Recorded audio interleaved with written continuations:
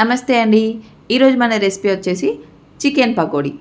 కొద్దిగా కారం, కొద్దిగా ఉప్పు, కొద్దిగా గరం మసాలా, అలాగే కొద్దిగా కొత్తిమీర, పుదీనా కూడా తీసుకోవాలి. ఈ చికెన్లో వేసుకొని ఇదంతా కూడా మంచిగా చికెన్కి పట్టుకునేటట్టు కలపాలి. ఇట్లా కలుపుకున్నాక ఇలా కొంచెం బియ్యపిండి వేసుకొని బియ్యపిండి అంతా కూడా మంచిగా చికెన్కి పట్టేటట్టు కలుపుకోవాలి.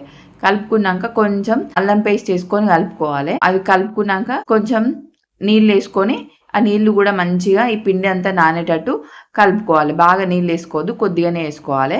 ఇప్పుడు ఒక కడాయి పెట్టుకొని ఈ కడాయిలో సరిపడా నూనె పోసుకోవాలి. ఇంకా ఈ నూనె హీట్ అయిన తర్వాత ఇలా మనం కలిపి పెట్టుకున్న పీసులన్నీ వేసుకోవాలి. ఇగో చూడండి గిట్లా ఎంత మంచిగా ఉన్నది చూడండి. గిట్లా కలర్ వచ్చేటట్టు ఫ్రై చేసుకోవాలి. గట్లని ఈ బాగా మంట పెట్టద్దు, మీడియం ఫ్లేమ్లో పెట్టి ఫ్రై చేసుకోవాలి. చూసిండ్రు కదా, ఎంతో టేస్టీ అయిన చికెన్ పకోడీ రెడీ అయింది.